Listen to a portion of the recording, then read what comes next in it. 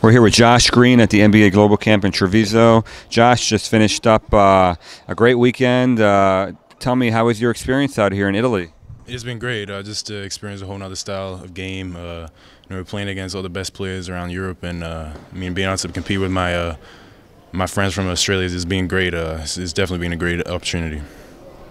What was your reaction when you learned that you're invited to this camp, and what kind of opportunity did this represent? Yeah, I was definitely excited. There's not many opportunities you get in your lifetime where you get to go to a whole another country and be able to experience a whole other culture, like I was saying before. So it was definitely something I was really interested in, and definitely had to take the opportunity to come here. You're building up quite a resume here with the NBA guys. You played at the Basketball Without Borders Global Camp in Los Angeles, and then Nike Hoop Summit, and now this. What does that do for a guy your age? It's great. Not many kids get these opportunities, so I just need to take the most of it. Just learn from everything, learn from my mistakes, be able to come out and just make the most of it, be able to take it back to America and work on the areas I need to work on, and just build off of that, and just to continue to try to build my approach to things and my name. What do you think the NBA guys were able to see from you this weekend? Just my overall, I'm a competitive type of guy. I really don't like to lose. I'll do whatever I can for the team. I think they saw my vision, my core vision. I'm able to create my own shot. Just unfortunate, a lot of them weren't dropping this week, but that'll definitely change when I get back to America. But just my overall willingness, and especially on the defensive end, I really like to play defense. Kind of take it personal when people score on me, so I definitely like to keep that on top of my game. So yeah, I'd say those type of areas. Just watching from the side, it felt like the level of competition here was very high. The defenses were really tough. There were physical games. What did you learn about yourself in terms of what you need to improve on to take your game to the next level? It's a whole nother level of physicality here in Europe. Definitely, especially from America. And the rest they call a lot. They call softer fouls, but it's so much more physical, off the ball type of stuff. So I think. Just when I get into the lane, I think I need to improve my handles, get into the basket, and be able to create room because they're all on top of you. Either the first dribble you take to go down the lane, and the people are crashing to you. So I try to do the best job I could getting my teammates open because when I was driving it, they all bunched in on me. So I'll continue to try to do that and just being able to have secondary options and stuff like that past the first dribble. So I think that'll help me out a lot. What was your impression of the European guards you went up against? Some really highly touted guys who have a lot of talent in their own right. Yeah, Killian, he's a good friend of mine. We stay in contact. I think he's a really good player, really smart. Slower pace style of game, but I really like it. Finds a way to get all his teammates involved. I think the Lithuanian kid was really good. He surprised me. The second game, he was denying me, but it was good for his height and size, what he could do on the defensive end, and also on the offensive end, he was athletic and could shoot the ball really well. It's the new wrinkle for this camp is how much Australia was involved in it with the coaching staff and the COE and so many guys from the academy. It really feels like they bring like an extra level of competitiveness and physicality. Where do you think that comes from for guys from your country?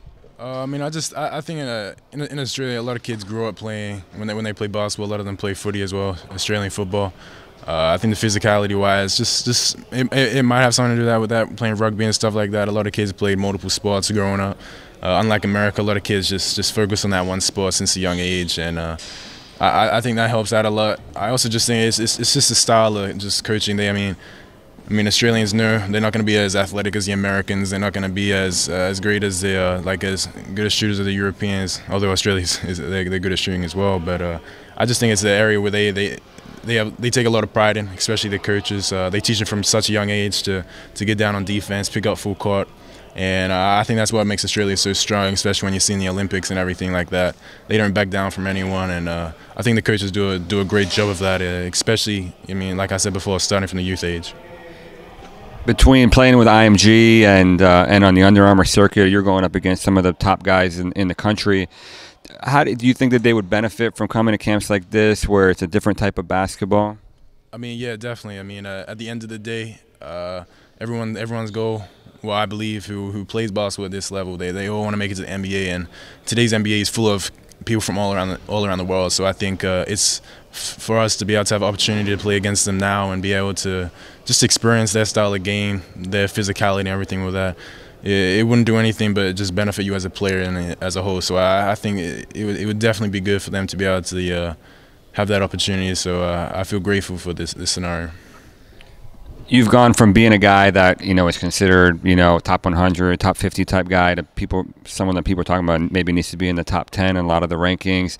How do you stay hungry and continue to work on your game and continue to take the next step in your progression once you head back to the States here? I mean, I just like to stay humble. I like to think of my family. I want to create the best situation for my little brother coming up. So I just want to show him you have to work hard and just to know the situation I was in around 4 years ago when I was in Australia. Not many people have this opportunity which I've had to come over to America and be able to have the stuff happen. Like, I mean, examples would be the Hoop Summit. Not many people get to say they did that. So especially as a junior. So just those type of things just keep me going. Now that I've been able to see that I do have a opportunity to be able to do something with basketball, I just want to keep pursuing that and just make sure I make the most out of it and have no regrets at the end of the day. A pretty prominent college coach, when he saw that I tweeted that I'm watching you out here, asked me, he said, "We love Josh Green, but what position do we recruit him to play?" I mean, I know kind of what my answer is that, but what answer do you give them to that question? I mean, honestly, right now, it was hard in Australia growing up. I was a point guard and everything like that. When I came over here, I just started growing, and I ended up growing right to I'm around 6'6" now. So I think it kind of moved me onto the wing spot. But I feel like I can play offensively from the 1-3, and defensively, I feel like I can guard a 4-man. I couldn't really tell just really what the team needs. I really enjoy playing point guard because I like getting the ball up the court as fast as I can. I don't really like standing around, just making sure that we have enough time on the clock and everything like that. And I mean, it's getting the teammates involved, and it changes the type of game, and it's definitely beneficial in America. And I think it's definitely beneficial in the international scheme of things because they're not used to that, and so that definitely helps out. And yeah, I just like being able to have the ball and make plays for myself and most of all for my team. But from the wing spot, I feel like I'm definitely a threat coming off screens and being able to get to the basket. But at the end of the day, I couldn't tell you whatever the spot they would want me to play, I'll be happy to play. Last question. We're 2 weeks away from the draft, and your former teammate has got a really good chance to be the #1 pick in the draft. Tell us about DeAndre Ayton. What kind of player is he? What kind of person was he? What was it like being his teammate for a year out there at Hillcrest? Yeah, I mean, DeAndre is great. He's not only great on the court, he's great off the court. He's given me a lot of good advice and everything like that. We still stay in contact to this day.